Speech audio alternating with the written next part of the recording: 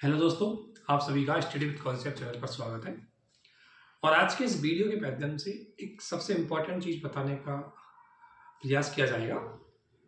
2024 की UPSC pre exam आने वाली है और आप सभी लोग उसमें बहुत अच्छे से तैयारी कर रहे हैं, बहुत अच्छे से आपने अभी पूरे साल पहले से पढ़ा है। लेकिन सबसे इम्पोर्टेंट पार्ट इस समय यह है कि इस समय हमें कौन सी रणनीति अपनानी चाहिए कि हमारी जो चीज़ हमने पहले पढ़ी है और एग्जाम के लिए जो जरूरी है उसका अधिकतम यूज कर सकें और हमें एग्जाम हॉल में कोई दिक्कत नहीं है, हम आसानी से प्री निकाल सकें। तो उन्हीं चीज़ों को इसमें डिस्कशन किया जाएगा। सबसे एक इम्पॉर्टेंट पार्ट इस समय है वो है टेस्ट सीरीज।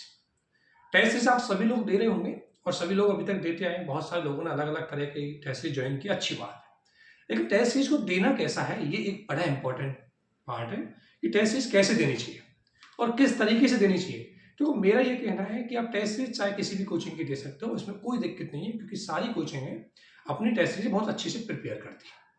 लेकिन देना कैसे है, इसकी रणनीति आपको खुद को बनानी होती है और ये चीजें व्यक्ति से व्यक्ति यानी इंडिविजुअल लोगों पर डिपेंड करती है। पर्सन टू पर्सन चीजें वेरी करती है और यही वेरिएशन होता है वो एग्जाम हॉल में दिखाई देता है। और यही वेरिएशन होता है कि किसी का लिस्ट में नाम आ जाता है, किसी का नहीं आता। तो देनी कैसे, इसका सबसे पहला काम ये करना है कि आपको वीक में एक टेस्ट देना है। ऐसा नहीं है कि बहुत ज्यादा लोग सोचते हैं कि दो दो तीन दे चार दे। आपको फॉर्मेलिटी नहीं करनी है, आपको टेस्ट सीरीज है उसका यूज करना है, उससे सीखना है। तो सबसे पहले आपको वीक में एक टेस्ट सीरीज देनी चाहिए। जैसे और उस टेस्ट सीरीज देने से डायरेक्ट में इस संडे को, इस सैटरडे को या इस वीक में इस डे को मैं ये टेस्ट दूंगा, या तो मैं सबसे पहले एक सब्जेक्ट वाइज टेस्ट दूंगा। तो जो सब्जेक्ट वाइज टेस्ट आप दे रहे हैं उसकी 7 दिन पहले प्रिपरेशन करो। 7 दिन प्रिपरेशन का मतलब पहले उसका बेसिक है उसको बहुत अच्छे से पढ़ो, फिर उसको कोई करंट अफेयर आपने अभी तक पढ़ी है उसको भी अच्छे से पढ़ो, और इन दोनों को अच्छे से पढ़ते हुए फिर अपना एक टाइम लगा करके फिर टेस्ट सीरीज के लिए आप बैठो। 2 घंटे में अपने सारे लॉजिकों को लगाते हुए आप टेस्ट सीरीज दीजिए। टेस्ट का सॉल्यूशन कीजिए।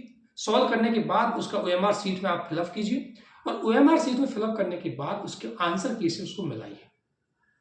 तो टेस्ट देना एक पार्ट है, लेकिन टेस्ट को मिलाना और उसका मूल्यांकन करना, सेल्फ एनालिसिस करना एक सबसे मेजर इंपॉर्टेंट पार्ट है।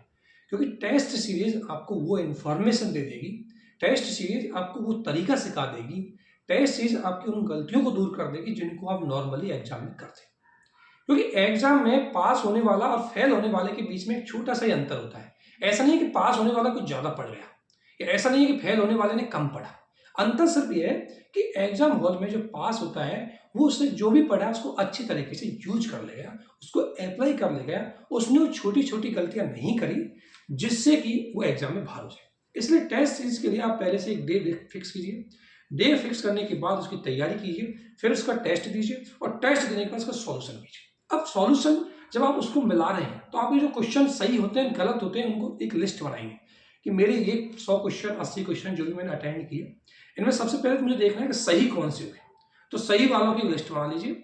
उसके बाद गलत कौन से हुए, अब गलत वालों की आपको एक लिस्ट बनानी है कि गलत होने का कारण क्या मुझे ये क्वेश्चन बिल्कुल नहीं आता था, यानी कि मेरे पास क्या सूचना का अभाव था, या गलत होने का कारण क्या कोई सिली मिस्टेक थी जिसको मैंने ढंग से पढ़ा नहीं, या गलत होने का कारण ये था कि मैं इसको 50% जानता था, 50% मैं इस पर डाउट था।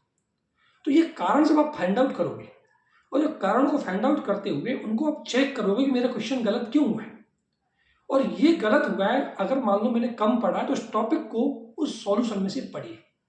पढ़ने के बाद उसके छोटे से नोट डाउन कर लीजिए। ठीक है, जो जो आपको नहीं आता उसको नोट डाउन करें। टेस्ट सीरीज आपको केवल टेस्ट देने के लिए नहीं, उसके सॉल्यूशन को, उसके टॉपिक को नोट डाउन कीजिए ताकि आप अगला टेस्ट दे तो उस टॉपिक में से आने वाला कोई भी क्वेश्चन आपका गलत नहीं होना चाहिए। और जो तरीके से आपके पहले टेस्ट में क्वेश्चन गलत हुए हैं वो तरीके अगली बार कम से कम रिपीट नहीं होने चाहिए। तब जाकर के आपको अगले वीक में 7 दिन बाद फिर टेस्ट देना चाहिए उसी सब्जेक्ट का जिस सब्जेक्ट में आपने पहले दिया। इससे क्या चीज होगी कि आपने जो पहले पेपर दिया है उसका पूरा तैयारी आपको हो जाएगी। तो नेक्स्ट सब्जेक्ट का जब आप पेपर दो तो उसकी भी एक वीक में आप इसी तरीके से अपना तरीका बनाइए कि इस वीक में मुझे इकोनॉमी का देना है तो मैं एक वीक इकोनॉमी की अच्छे से तैयारी करूं, फिर उसका टेस्ट दूं, फिर उसका सॉल्यूशन दूं। तो टेस्ट सीरीज का सबसे बड़ा जो रोल होता है वो होती है आपकी लर्निंग, आपकी प्रैक्टिस, आपके पास इंफॉर्मेशन। टेस्ट सीरीज को लेकर के ये नहीं मेरे नंबर कम आ गए तो घबरा जाऊं, नंबर कम आ गए डिमोरलाइज हो जाए, ये चीजें नहीं करनी है। कोई दिक्कत नहीं है अगर आपके टेस्ट में क्वेश्चन गलत हुई, क्या फर्क पड़ेगा। आपका काम है टेस्ट से सीखना, और जब तक गलती नहीं करोगे तब तक सीखोगे कैसे? तो कोशिश करनी चाहिए कि आपको ज़्यादा से ज़्यादा चीज़ें सीखने पे फोकस करनी चाहिए।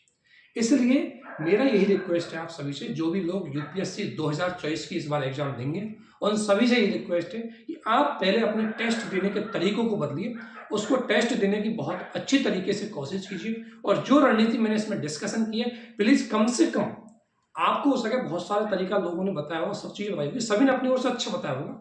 मैं सिर्फ आपसे ये कहना चाहता हूँ कि एक टेस्ट में इस मेथड को अप्लाई करके देखिए, और उसके बाद आप रिजल्ट करके देखिए।